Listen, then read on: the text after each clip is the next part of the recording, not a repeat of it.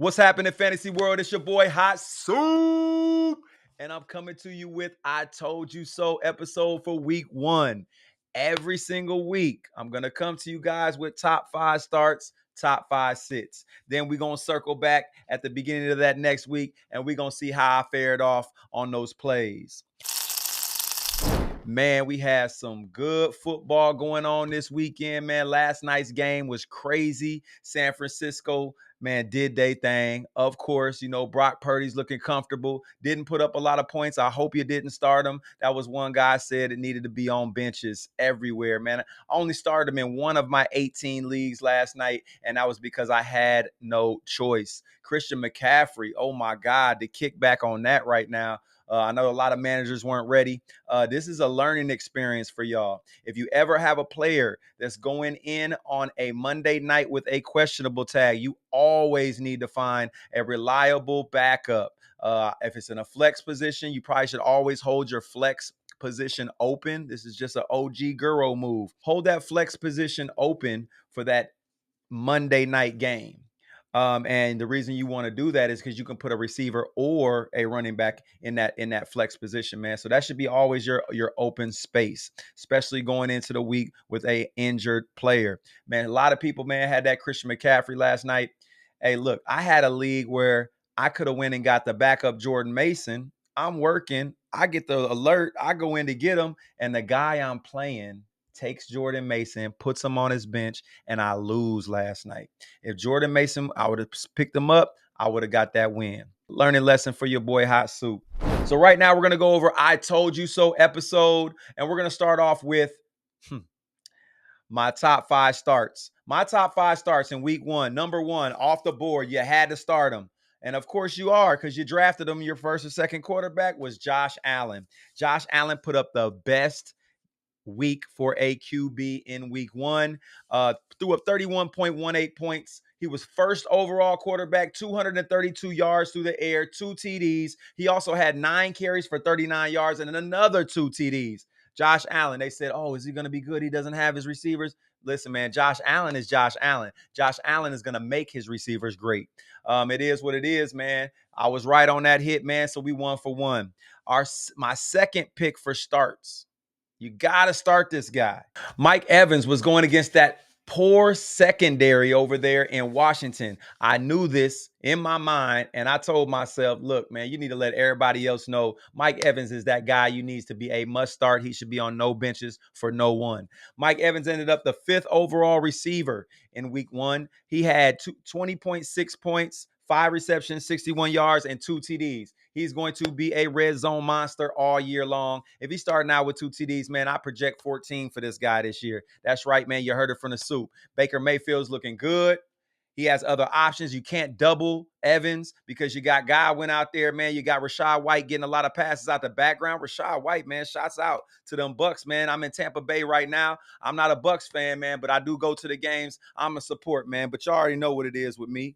My number 3 pick to start in week 1 was David Montgomery. Why not? Everybody screaming, Jahmyr Gibbs this, Jahmyr Gibbs that.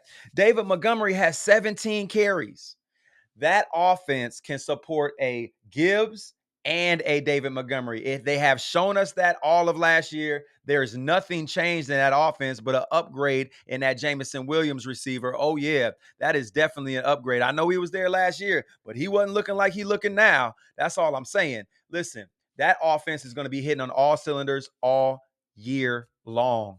David Montgomery needs to stay in your lineup as a running back 3 or a flex option. I would even go to say you can put him at a RB2. He's going to get that goal line work. We've seen it. It is what it is, man. David Montgomery, number 13th overall running back. That is a start. That is a RB2 on the week in Fantasy League's 10-man. David Montgomery with the 17 carries, 91 yards, 1 touchdown, 1 reception for 2 yards. Man, a beast of a game. David Montgomery, man, shouts out to you and that Detroit team. Y'all keep doing y'all thing. Now, I missed my last 2 on starts.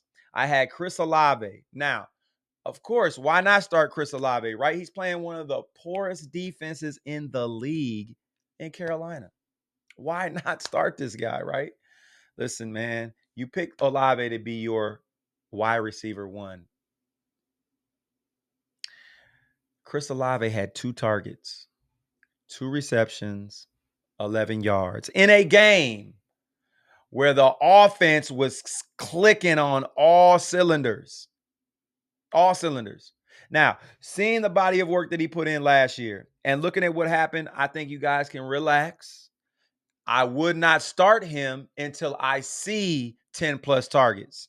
If you don't see 10 plus targets, 11 plus targets this week, if that coaching staff hasn't sat down and said, look, we need to get Chris Olave involved in this offense.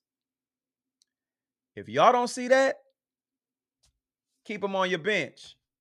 If you do see 9, 10 targets, then we can start talking about starting Chris Olave. Right now, man, it was a big scare for owners. A lot of people lost their leagues by 10 points or 5 points, and they had Chris Olave. That's right, man. Chris Olave ended up 84th receiver overall.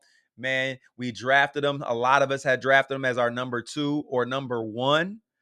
And yeah, man, I had him in a couple leagues, man. I was sick. I'm salty. I ain't gonna lie to you. I'm putting him on my bench. It is what it is, man. I got other receivers that are, yeah, I had a good draft season. Yeah. My 5th start for week number 1. And as a guy that I did not touch this year in any drafts, didn't even attempt to look at him, Zamir White. Zamir White had 3.6 points, 41st overall. That's a running back 5. He was running back 5 in a 10-man league. Zamir White, he got the touches, but the production was terrible. 13 carries, 44 yards, 2 receptions, 2 yards. That's 15 touches. Look at what devonachane can do with 15 touches. Look at what Jahmyr Gibbs can do. Zamir White is not that guy, okay? And what I want to tell y'all is, if y'all went out and put your stock in him, you better go get Alexander Madison. He was in on every 3rd down. That means Zamir White's going to play 1st down, 2nd down. They're not going to target him like that. It's Madison's show in a PPR league, especially. You might want to go pick him up the waiver wire. Hey, you heard it from the soup. Those are my top 5 starts. I went 3 for 5 on our top 5 starts, man. I told you so. Now, we're going to talk about our top 5 sits that I put down last week. I hit on all 5. That's right. My number 1 was, man, you better bench him, sit him. I know you drafted him high. Heck yeah, we drafted Aiyuk high. And the man just got paid. So everybody in their mind, I'm sure, is thinking, hey, man, we got to start him. You got to start him. You got to start him. I drafted him before Deebosamuel. Got to be more careful, man. Listen, this man was not in training camp, just like Jamar Chase. Anybody who tried to hold out, they looking rusty. Quarterbacks looking rusty. Receivers looking rusty. The connections looking rusty. It is what it is, man. I told y'all to bench Aiyuk. He goes off for 5 targets, 2 receptions for 28 yards. Now, he almost had a touchdown, but he dropped it. I knew he was going to be rusty. Listen, even if he would have got the touchdown, the man would still been at 10 points, man. That's not high. Listen, that man finished 66th receiver overall in fantasy scoring in week 1. He's going to have better days, but I'd wait till week 3 to start that guy. Hey, man, you heard it from the soup. My number 2, sit Dak Prescott. What? How you going to sit Dak? How you going to sit Dak? Right? A lot of y'all drafted Dak to be your quarterback 1. I drafted Dak. I got Dak in 5, 6 leagues, but he was on my bench in every single one of them. Yeah, that's right. Dak Prescott, 11.46 points. QB number 22. That means you wouldn't even have started him in a super flex. He still would have been worse than 20 quarterbacks that are out there starting in super flex leagues. Man, look, the defense he had to go against was strong. Strong. Dak Prescott is going to have better days. He will have better touchdown output. Let's put it that way. He didn't play a bad game. They won by a lot. Really didn't need Dak to do too much. So, with that said, man, Dak Prescott, don't panic. However, you should have listened to me because I told you so. 11 points, 179 yards throwing, 1 TD. That's it. Hey, man, look, I'm out here every week for y'all. Catch me on YouTube. Catch me on TikTok. Catch me on Instagram. Hey, like and subscribe. Come see your boy Soup, man. I'm over here putting it down. My number 3 pick to sit was Zay Flowers, man. Sit Zay Flowers. Why I said Zay Flowers? Because It's the first game, right? You have other options that are probably better than Zay Flowers. The defense he's playing is tough, right? They're good against the receiver, right? That Kansas City defense is tough. So I knew off top, man, they were going to scheme on Zay Flowers. He is the wide receiver number 1 over there.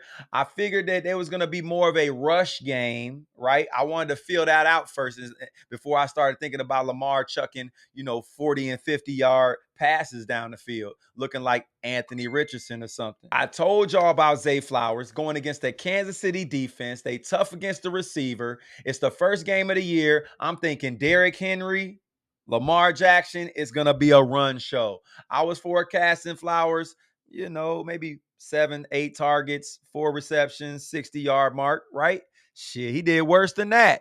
10 targets, 6 receptions, 37 yards. 37 yards, I was figuring around 60 at least. 10 targets is a good look, though. 10 targets is a good look, but that defense was shutting him down. It is what it is, man. I told you to bench Zay Flowers. I hope you listen. Our fourth person that I put on a sit list was Amari Cooper. How are you going to sit Amari Cooper? That's my wide receiver too, Mac. For those of you who went running back heavy, that might be your wide receiver 1, right? Coop had a great year. He's had great years consistently, and he hasn't even looked like he's going to fall off. Looking good in training camp, but hey, man, you got Deshaun Watson throwing you the ball, man. That's the biggest thief in the league right now. Yeah, I said it. Biggest thief in the league, Deshaun Watson. Anybody want to argue that? Yeah, I ain't think so. Amari Cooper finishes 74th receiver overall. He got 9 targets, which is great, but 2 receptions for 16. That means 7 balls could not make it to Amari Cooper. That's bad, man. That's bad. Think about what Amari Cooper's done with quarterbacks in the past that are not supposed to be that, right? Shit, I guess they better than Deshaun Watson. Shit, anybody better than Deshaun Watson? Man, he gone fishing. Yeah. Our number 5 pick that I told you to bench, and I hope you did, ended up 56 receiver overall with 5.1 points, 8 targets, 4 receptions, 31 yards, Michael Pittman. That's right. It's another guy, man. I got Anthony Richardson. I got Jonathan Taylor. It's going to be a run show. Run show. Pittman not going to be getting the ball like that. Richardson ain't the most accurate. He's not going to be throwing for 300 yards a game. Neither is Lamar Jackson, man. These guys, well, hold on. Let me take that back. Lamar Jackson could throw for 300. We've seen it several times before. He has a hell of an arm, but are they going to stretch are they going to stretch the field? That's the point. We don't know. Are we going to go run heavy? When I look at Indianapolis, I see Baltimore. When I look at Baltimore, I see Indianapolis. Same type of offense. Real decent tight ends, real decent pass catchers. Both of them got somebody to take the top off the defense. That Alec Pierce was looking good, by the way. I see you. Shouts out to Alec Pierce, man. He's a deep ball threat for sure. Not saying he's going to get a ton of volume, but Anthony Richardson is going to be chucking it up like that all year long. If you don't believe me, watch him in week 2. But anyway, man, Michael Pittman, you might as well go ahead and kick him lower down this week and for weeks to come. If you drafted him to be a wide receiver 1 or 2, he is not that. He may be a flex on a good day against a terrible secondary, but I'm out on Michael Pittman. Glad I only grabbed him in 1 league out of 18. Well, look, I hit on all 5 sits, man. All 5 sits was way below their ADP. They was way below where they were supposed to finish in their rankings in week 1. And when I say way below, 66 receiver, 22nd quarterback, 36 receiver, 74th receiver, 56 receiver. And all these guys were drafted in the first 7 rounds. That's all I'm saying, man. Yeah. Listen to your boy Soup, man, because I told you so. Check me out on TikTok, Facebook, Instagram, YouTube. Like and subscribe. I'll holler at y'all later on this week, man. Soup.